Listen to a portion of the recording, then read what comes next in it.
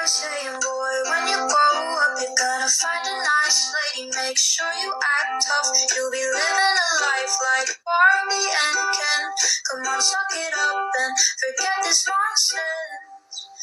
What if he wants Ken, not Barbie? Why should he have to say sorry? Tell me, do you even listen to all the dumb shit you're slipping? We can